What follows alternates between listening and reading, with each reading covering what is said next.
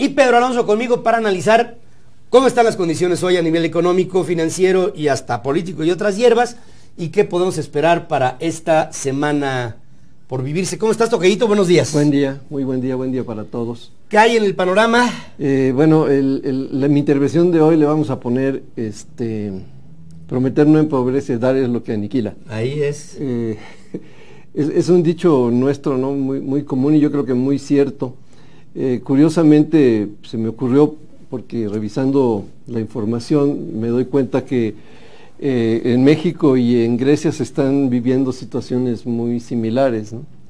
Similares en ese sentido, en el que dije de dar, de ofrecer no empobrece, ¿no? Aquí se ofreció crecimiento y no hay. En Grecia se ofreció liberar a la sociedad de las medidas de austeridad impuestas en una negociación con la Unión Europea. Y no se puede. Y no se puede, ¿no? La consecuencia, más allá de los temas estrictamente económicos, es que quienes prometen y no cumplen pierden credibilidad. Y se topan evidentemente con problemas en el paso del tiempo para poder llevar a cabo sus planes de gobierno. Porque bueno, pues cualquier plan de gobierno que uno quiera instrumentar requiere del apoyo de la sociedad. No hay otra forma de hacerlo. Bueno, sí hay otras formas. Las dictaduras así lo hacen, pero afortunadamente pareciera que están pasando de moda en el planeta, ¿no? Fíjense. Incluso las dictablandas como la nuestra. En 1980 había 88 dictaduras en el mundo. En este tiempo tenemos 16. Así es. En fin, el viernes pasado conocimos del Producto Interno Bruto en México de 2014. Como suele decirse, pues no hay mucho nuevo que escribir a casa. Se parece mucho a lo que pensábamos los que nos dedicamos a estos temas. El 2.1 significa que por 2 años consecutivos hemos crecido por debajo del promedio del último cuarto de siglo, que tampoco es glorioso, ¿verdad? Que es 2.7, pues 2.1 y 1.4 el año pasado, ya cuando se corrigen las cifras, pues son números realmente mediocres, porque sería... Pues, yo diría que ocres tú. Más bien, ¿verdad? Más bien ocres. Más que mediocres son ocres. Entonces, bueno, pues es un problema que todos vivimos cotidianamente. Quizá lo que habría que puntualizar en este tema del crecimiento es que lo que cayó fuera de lo previsto fue el petróleo. El petróleo en nuestra contabilidad nacional y en general, digamos que es un formato que se usa en todas partes del mundo, está dentro de lo que la extracción del petróleo, está dentro del concepto de minería, que a su vez está dentro de las actividades industriales. Entonces, bueno, con esto las actividades industriales crecieron nada más 1.9%, dado que la minería por el petróleo pues cayó a números negativos de algo más de 2%. Cayó el precio del petróleo y cayó la producción. Entonces ambas cosas pues, redundan pues en una caída del sector industrial. Y ahora tenemos una reducción del presupuesto de petróleos mexicanos que implicaría, fíjense, ya por ahí empiezan a salir voces en donde el líder del sindicato, este señor que ya todos conocemos, dice que podría haber 60,000 plazas recortadas solamente del sindicato petrolero. 60,000, que te habla de que Pemex funciona con una cantidad extraordinaria de gente. Claro, y que evidentemente no tiene relación con lo que hace, en el sentido de producción, ¿no? Que al final, pues esta es una empresa que se dedica a eso, a producir petróleo en este caso. ¿Qué salva entre comillas, qué salva a la economía? Bueno, la construcción, que recuperó sobre todo en el segundo semestre un ritmo interesante de crecimiento, apalancándose, apoyándose en la construcción de vivienda, que como sabemos había caído año y medio continuamente. En el último semestre pues tuvo un crecimiento muy interesante, digamos de 4% en el tercer trimestre, 6% en el segundo semestre, en el cuarto trimestre. Y es el sector que más rápido crece, por supuesto, porque tiene que ver con una base de comparación pequeña. Si este es el que crece más rápido, el que crece afortunadamente de manera más consistente es el sector de manufacturas, muy vinculado a la exportación mexicana a los Estados Unidos, básicamente autopartes, pero también electrónicos, también producto terminado en general. Entonces es muy consistente, yo diría, este crecimiento. Hubo una mejoría en el sector de servicios, que bueno, básicamente a través del comercio, que crece como 3%, y esto tiene que ver también con una base de comparación relativamente pequeña. 2.1 no habla bien de nuestra economía, quizá este año veremos 3%, pero bueno, es pronto para decirlo. Pero mira, vino un recorte de 233,000. Por eso digo que es pronto para decirlo. Pero a lo que iba yo es que todavía no se han anunciado los recortes que le van a hacer a los estados del país, porque estos primeros recortes son para la federación, pero ahora pues ya está anunciado así que como una espada de Damocles pudiera haber menos tamaño del ejercicio de lo que se les pase a los estados para su propio presupuesto, porque los estados pues prácticamente lo que reciben no va en proporción con lo que ellos en impuestos pueden generar a nivel local. Claro. Sí, esa ha sido ya una discusión muy larga, es uno de nuestros defectos, yo diría, inerciales, ¿no?, de este tema de la federación. Yo entiendo que, bueno, una república federal funciona hacia los dos lados, ¿no? Federal al final viene de fiducia, de confianza, ¿no? Entonces, de fe, exactamente, uno le cree al otro y viceversa. Por supuesto, bueno, pues que esta disparidad de ingresos que tú señalas, pues evidentemente cada vez se nota más y cada vez habrá que hacer más pronto algo, ¿no? Claro. Aparte que ya se les limitó con una nueva ley promovida la semana pasada el que haya un endeudamiento generalizado. Así es. Del 2007 al 14 se fueron de 140,000 millones a más de medio millón de millones de deuda en Estados Unidos. Se dice fácil. Y la verdad es que, bueno, pues yo creo que hemos tenido ya demasiadas experiencias de lo mal que se usan estos recursos, ¿no? Pésimo, porque no hay, realmente hay un recurso para el desarrollo, es más bien gasto corriente y gasto que quién sabe, se va al éter, así es. O a la bolsa de quién sabe. En el sector externo hemos venido dándole seguimiento al tema de Grecia. Yo diría que está más o menos en el mismo lugar que ha estado. El viernes pasado, en una sesión maratónica, se llegó a una especie, yo digo, de arreglo, de extensión de las condiciones actuales en términos de los planes que existen.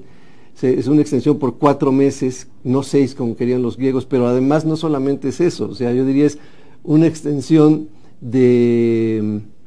condicionada a que hoy los griegos presenten un plan detallado de lo que quieren hacer, lo cual pues yo pienso que es todo y nada, porque al final del camino un sí condicionado es igual a un no implícito, ¿no? Sí. Yo creo que la decisión de no frenar las negociaciones fue tomada básicamente porque pues en Grecia en las últimas semanas ha habido una muy importante salida de recursos de la banca que se han traducido en fugas de capital del país, y seguramente si ahora dijeran pues las negociaciones no van, punto, porque no pueden cumplir con lo que prometen, bueno, pues seguramente la fuga de capitales se intensificaría, y entonces esto sí devendría en una situación muy complicada, no solo para Grecia, sino para el conjunto europeo en general.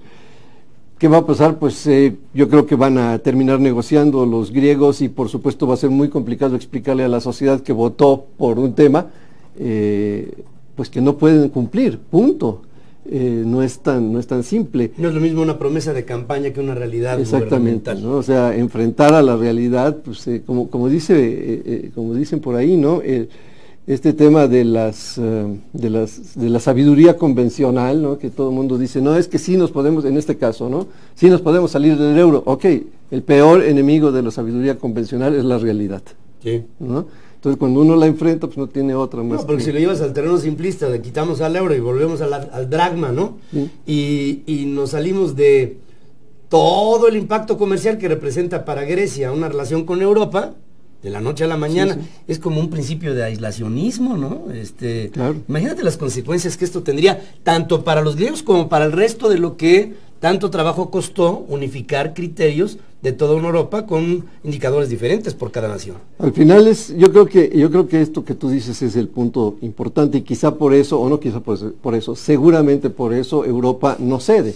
O sea, no solamente hay que pensar en Grecia O en la postura alemana que todo el mundo dice, esa es la parte fácil, los alemanes son los que no quieren. No, no es cierto. Yo creo que hay una gran responsabilidad de quienes tienen que tomar una decisión, porque hoy Europa pues tiene 28 miembros en la Unión, y hay como 7 más, y yo diría casi 10 más que pretenden serlo. Entre estos países están, por ejemplo, Albania, por ejemplo, Bosnia y Herzegovina, está Estonia, está Lituania. Yo les preguntaría a ustedes qué saben de esos países. ¿Los pueden señalar en el mapa así rápido y de buen modo y sin dudar? Pues no, no sabemos nada de ellos. No. ¿Sí?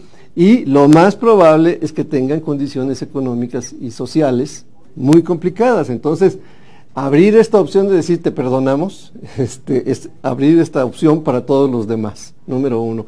Y número 2, yo diría apoyar la instancia del gobierno griego, y no tengo nada en contra de ellos, pero me parece que es evidente que apoyar esa instancia, como ellos la están proponiendo, implicaría para otros países conflictos políticos internos, es decir, por ejemplo, el caso de España, ¿no? Suponte que España vota a favor de apoyar al gobierno griego actual en sus peticiones.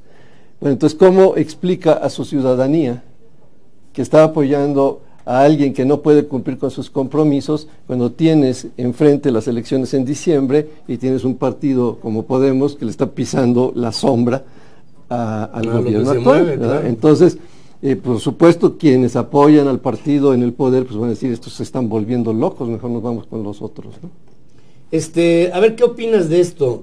Dice José Ángel Gurría, sí, secretario general de la OCDE, México reaccionó con rapidez y oportunidad ante la caída de precios del petróleo, dice Gurría. Felicitó a las autoridades financieras mexicanas por tomar previsiones en los casos. Lo que pasó con el petróleo tomó a todo el mundo por sorpresa, pero México reaccionó con medidas oportunas que fueron muy importantes para el resto del mundo, afirma Gurría. Las coberturas petroleras que se hacen desde Carstens, ¿no? Cuando fue secretario de Hacienda. Adicionalmente, el titular de la OCDE, aquí fíjate esta parte polémica, dice que México podría beneficiarse de esta baja en los precios del crudo porque importa gasolinas y otros derivados del petróleo, pero las vende más caras. Y además, además yo pienso que no es el punto. O sea, aquí el problema es qué tan eficientes somos para aprovechar un recurso que tenemos. El hecho de que importemos más barato la gasolina y no la bajemos de precio aquí no significa absolutamente nada. Al contrario, yo creo que es hasta en demérito, porque el país con el que comerciamos, que es Estados Unidos, está teniendo precios muy abajo de energéticos como gasolinas, diésel, gas, electricidad, compitiendo con estos productos que estamos con el doble en precio de lo que mueve a la economía. Sí, al final el costo implícito para el productor mexicano no ha bajado.